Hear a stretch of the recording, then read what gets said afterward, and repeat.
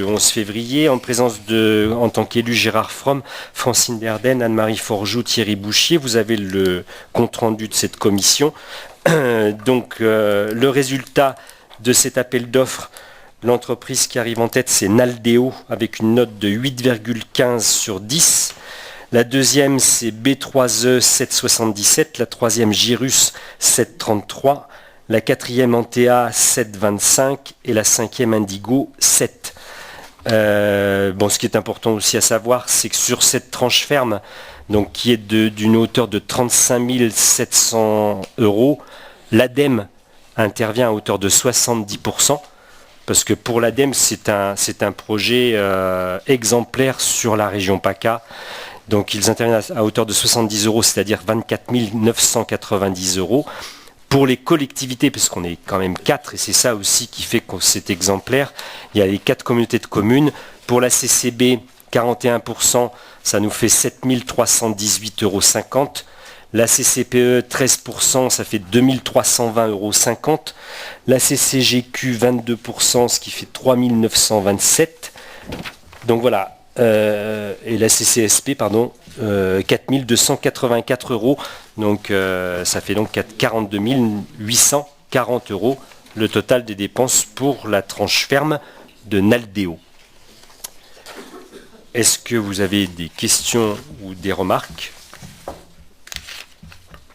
Donc il s'agit d'autoriser le président ou son représentant à signer le marché, donc avec l'entreprise Aldeo pour l'assistance à maîtrise d'ouvrage pour la conception de la plateforme supracommunautaire de compostage.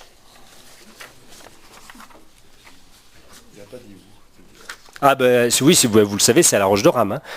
Donc le conseil communautaire, la commune de la Roche de Rame a voté au mois de novembre, comme il s'y était engagé, et le conseil communautaire de la communauté de communes du Pays des Écrins a aussi voté fin novembre.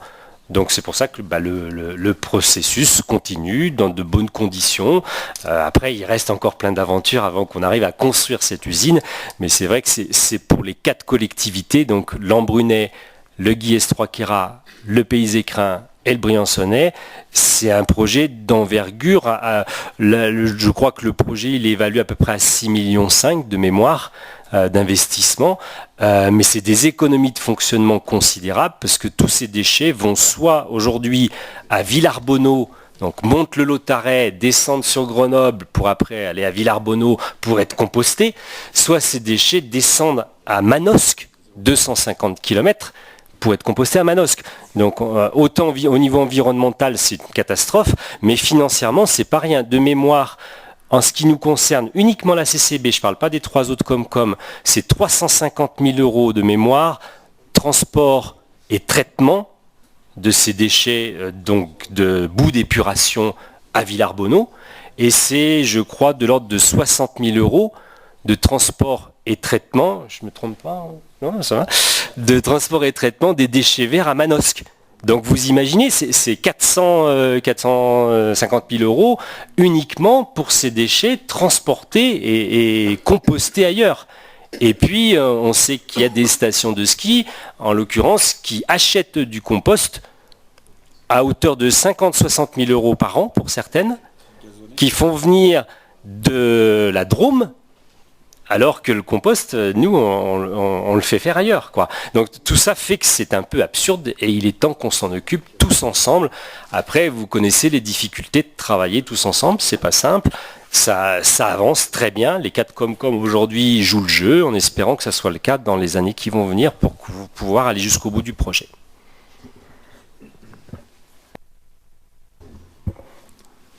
Des questions ? Pas de questions ? Un conseil communautaire qui sera posé. Transport des Saint-Comprend, de Genève. Non, Pas la peine. pas tout de suite. Ça coûte rien, tu vois ce que je veux dire. Guy. T'es majeur. Guy. 60 000 dont on parlait, on les dépense bien ailleurs. Bon. C'était pour présenter. Non, c'est pour mettre un peu de parfum à la sortie. Hein ? Comme tu l'entends. Voilà. Alors, je m'étais engagé il y a quelque temps à faire une présentation lors d'un conseil communautaire. Ah, j'ai pas fait voter, pardon. La délibération. Oui, excuse-moi. C'est-à-dire que Guy m'a coupé mes effets. Quels sont ceux qui sont contre la délibération de cet AMO compostage? Qui s'abstiennent? Il n'y en a pas, donc à l'unanimité. Guy, toi aussi? Bien sûr. Mais, ça, mais bien sûr.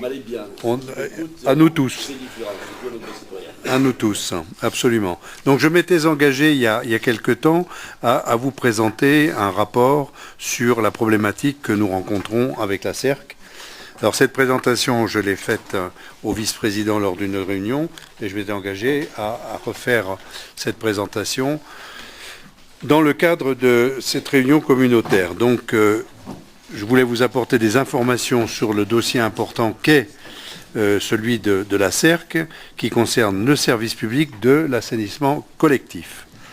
Ces derniers mois, plusieurs articles sont parus dans la presse, faisant état de difficultés de relationnel difficiles entre la CCB et la CERC.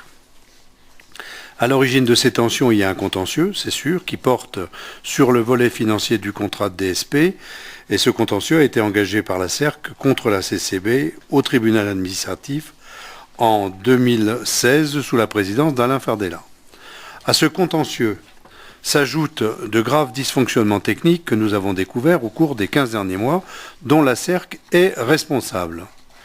Donc je tiens à vous dire qu'en tant qu'élus, nous ne pouvons pas négliger ce dossier dont les enjeux sont majeurs. La qualité du service public de l'assainissement doit être irréprochable.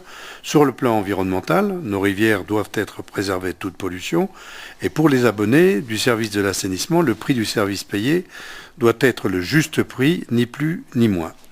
Il ne peut être question de céder à des demandes d'augmentation du chiffre d'affaires du délégataire qui seraient injustifiées et non reliées à une augmentation des charges qu'il supporte. C'est pourquoi nous souhaitons trouver une issue à cette situation. Le dossier qui est porté par Jean-Pierre Sevrez, vice-président en charge de l'assainissement, a été présenté en bureau des maires le 28 janvier dernier. 3 scénarios ont été étudiés, que je vous présenterai tout à l'heure, et pour lesquels il nous faudra, dans les mois qui viennent, faire un choix. Alors, un petit point d'historique quand même du contrat et d'avancement sur le contentieux. Pour mémoire, le 11 avril 2006, la CCB a signé un contrat de concession de l'assainissement collectif avec la société Suez-Cerc pour une durée de 25 ans, soit jusqu'en 2031. Le 8 avril 2010, la CCB a signé un avenant numéro 1 dont l'article 8 prévoit une clause d'ajustement des tarifs actionnée dans 2 conditions, lorsque 2 conditions sont réunies simultanément. La première condition, c'est 2500 unités de logement supplémentaires équipées de compteurs individuels. Et la deuxième condition, c'est le constat d'un décalage supérieur à 10% entre le volume initial prévu et le volume réel traité. Cet avenant est à l'avantage exclusif de la CERC car il a été rédigé de telle sorte que même en cas de diminution des volumes, le délégataire continue de percevoir sa rémunération. L'avenant supprime donc pour tout risque financier pour la CERC, ce qui est totalement contraire à la réglementation des contrats de délégation de services publics, puisque le délégataire doit faire les choses à ses risques et périls. La CCB a refusé en 2015 d'appliquer l'avenant numéro 1. Le 24 août 2016, la CERC a saisi le tribunal administratif de Marseille d'une requête tendant à condamner la CCB à lui verser la somme de 1 037 105 € pour l'année 2015 pour non-application de l'avenant numéro 1.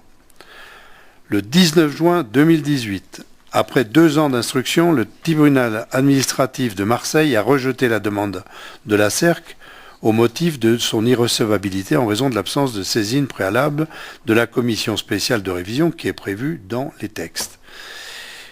Il s'est donc malheureusement prononcé sur la forme et non sur le fond.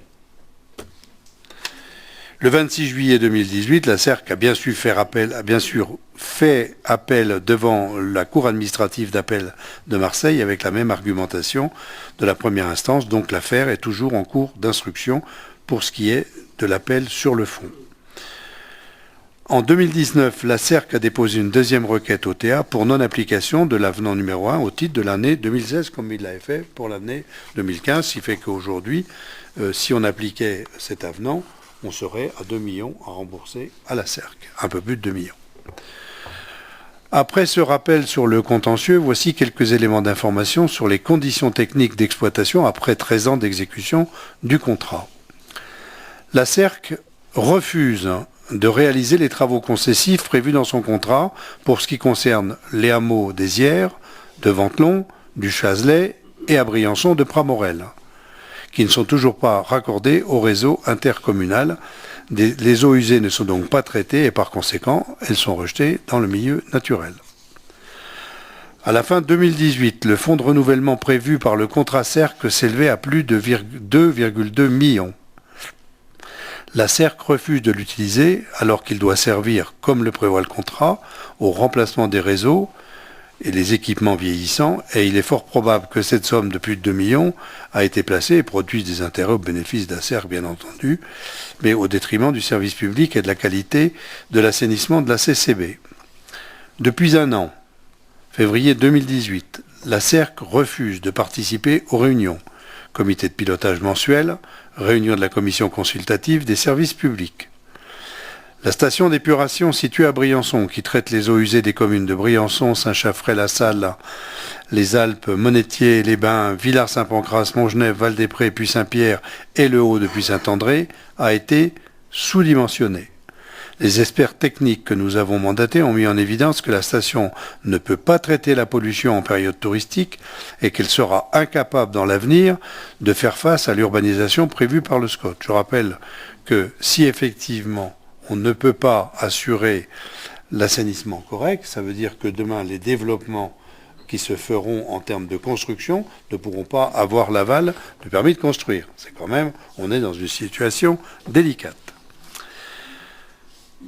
Afin de cacher cette situation, la CERC a installé en 2013 un système de recirculation interne à l'issue de la CCB et de la politique de l'eau. À ce jour, la CCB n'arrive pas à obtenir les notes de calcul de cette installation pour vérifier ses performances et sa capacité au vu des futurs projets urbanistiques du SCOT, comme je l'évoquais précédemment, et des futurs raccordements de hameaux. Nous avons effectué 4 visites inopportunes et inopinées pour la CCB. Inopportunes pour la CERC, bien entendu, inopinées, et qui ont permis de constater sous huissier le mauvais état d'entretien des locaux, le mauvais fonctionnement ou la mise à l'arrêt de certains équipements tombés en panne et non réparés. En juin 2018, la police de l'eau a sanctionné la CERC avec un avertissement judiciaire pour infraction aux obligations réglementaires. En janvier 2019, des contrôles sur des analyses de qualité des eaux rejetées dans la Durance ont montré qu'elles n'étaient pas conformes en azote. Face à ce constat, nous avons étudié avec les bureaux d'études, aussi bien juridiques que financiers et techniques, 3 scénarios. 1, poursuite du contrat avec l'application de l'avenant numéro 1. Donc, comme on l'a dit tout à l'heure, avec la régularisation d'un paiement pour 2015, pour 2016 et éventuellement pour 2017, ce qui nous amènerait à un peu plus de 3,5 millions. Deuxième possibilité technique et scénario, poursuite du contrat avec signature de l'avenant numéro 2. Et enfin, un troisième qui consisterait à résilier le contrat pour motif d'intérêt général. À ce jour, donc, si on accepte l'avenant numéro 1, la clause d'ajustement tarifaire devra être appliquée à compter de 2015, année où elle est intervenue la pose des compteurs sur la commune de La Salle-les-Alpes. Cette clause s'appliquerait dans le futur encore 2 fois, lors de la pose des compteurs pour la commune de Monetier, puis lors de la pose des compteurs sur les petites communes. Ainsi, pour un résident permanent avec une consommation prévisionnelle de 90 mètres cubes, l'augmentation annuelle s'échelonnerait entre 58 € en 2020 et à plus 115 € à partir de 2030. Scénario numéro 2, donc application de l'avenant numéro 2. L'avenant numéro 2, présenté par la CERC, a été étudié en 2015-2016 sans jamais aboutir.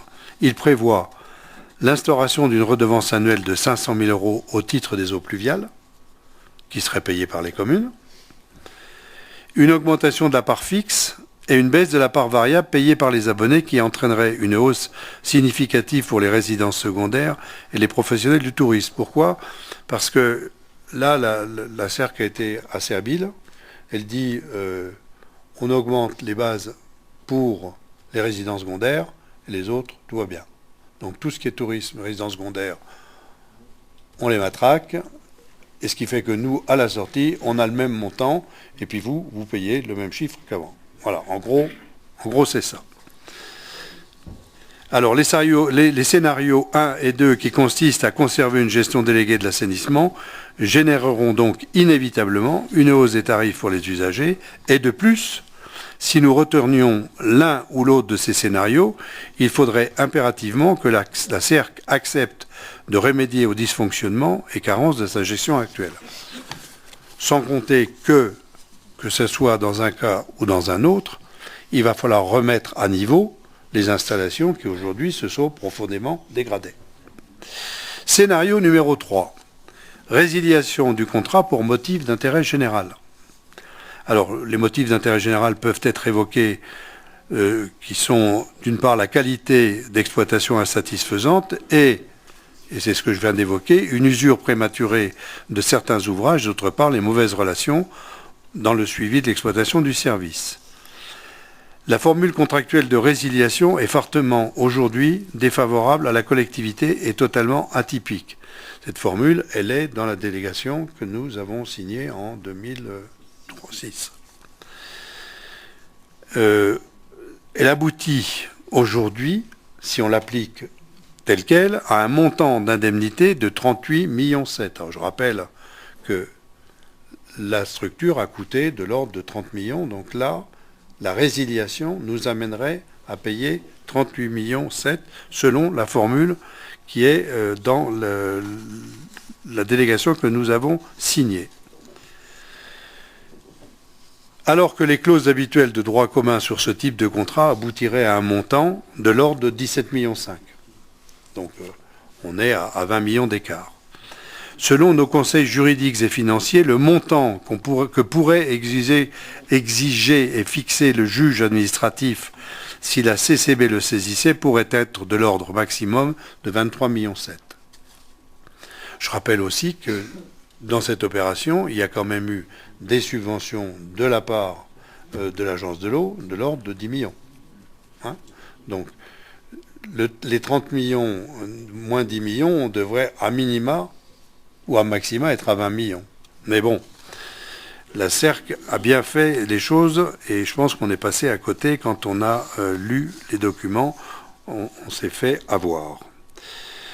Alors, pour pouvoir financer cette indemnité, une augmentation des tarifs devrait être engagée parce que ce soit le scénario 1, scénario 2 ou scénario 3, on est dans une augmentation pour les usagers qui existera et qui sera au maximum de 133 € pour l'option maximaliste et de 20 € pour l'option minimaliste.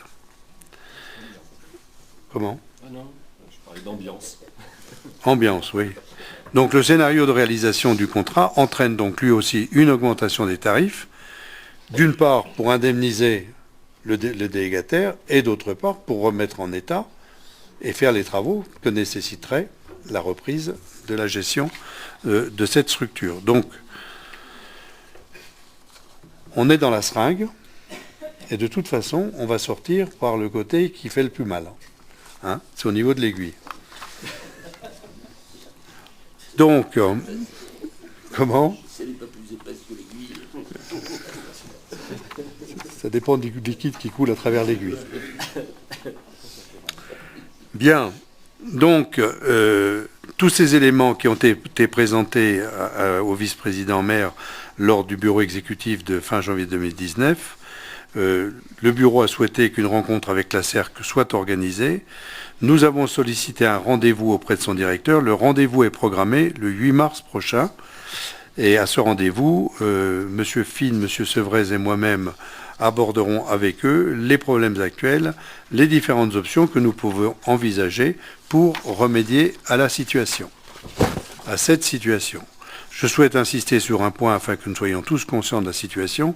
Quel que soit le scénario choisi, c'est ce que je disais précédemment, le tarif pour l'assainissement collectif va augmenter, et ce, pour l'ensemble des usagers du territoire. La question aujourd'hui est de savoir dans quelle proportion, dans quel délai, pour quel service proposer. Ce choix difficile aura des conséquences sur le budget de la CCB pour les années à venir. Cette décision devra être prise collectivement en tenant compte des différents paramètres financiers, techniques, environnementaux et du choix d'organisation et de gestion du service public de l'assainissement. En espérant quand même qu'aujourd'hui, malgré tout ça, le délégataire dégage certainement des marges pour lui. Et que ces marges-là, si demain, on peut se référer à d'autres délégations de services publics que les uns et les autres nous avons pu supprimer, on se rend compte quand même que les marges en général que le délégataire s'attribue ne sont pas négligeables.